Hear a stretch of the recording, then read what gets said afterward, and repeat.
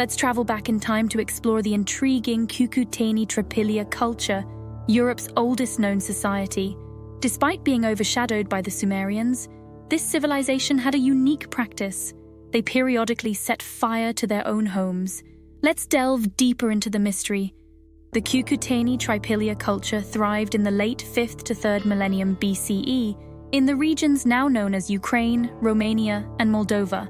This Neolithic and Copper Age civilization was named after two archaeological sites, Cucuteni in Romania and Trypillia in Ukraine. The Cucuteni-Trypillia culture was quite advanced for its time. Their territory stretched between the Carpathian Mountains and the Dnieper and Dniester rivers. They were known for their innovations in agriculture, pottery making, and trade. In the agricultural fields of the Cucuteni-Trypillian settlements, people cultivated peas, legumes, wheat, and barley. They also domesticated livestock animals and crafted high-quality pottery. The most amazing aspect of their settlements was the buildings they erected.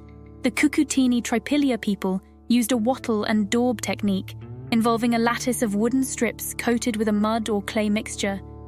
The daub mixture was smeared onto the woven framework, creating walls that were almost as solid as concrete. This ancient technique provided well-insulated homes that protected the dwellers from the elements. Their mastery of the wattle and daub technique allowed them to erect multi-story structures, some covering more than 7,500 square feet, making them some of the world's biggest and most impressive buildings of their time. Here's a puzzle. Archaeologists discovered that all Cucuteni-Trypillian homes had experienced a structure fire. Could it be that they applied their pottery-making knowledge, using fire to strengthen their homes? Researchers concluded that the Cucuteni-Trypillia people intentionally set fire to their homes every 60 to 80 years. The question is, why did they engage in this seemingly destructive practice?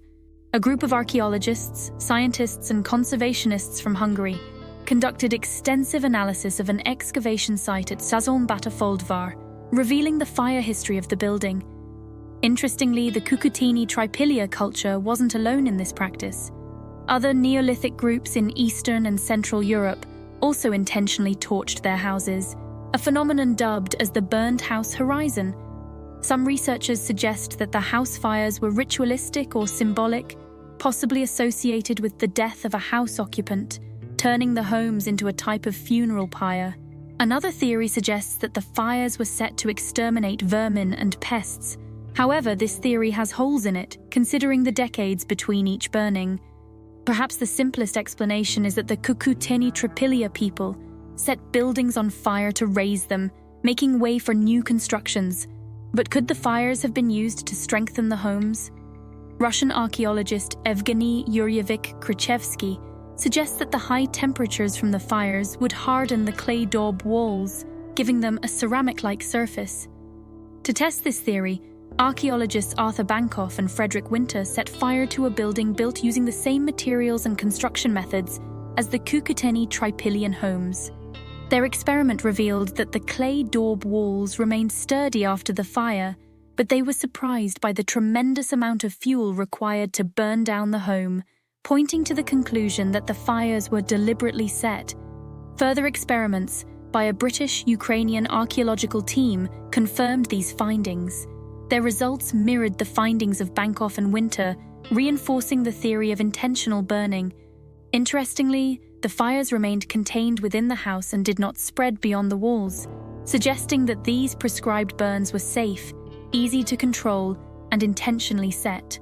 One surprising finding was the significant amount of organic fuel needed for the fires. The calculated amount suggested that a large forest would have to be cut down to supply the necessary fuel. The effort to gather such a large amount of fuel indicates the importance of the Cucuteni-Trypillian people placed on these prescribed burns. Despite the work involved, it appears that for them it was well worth it.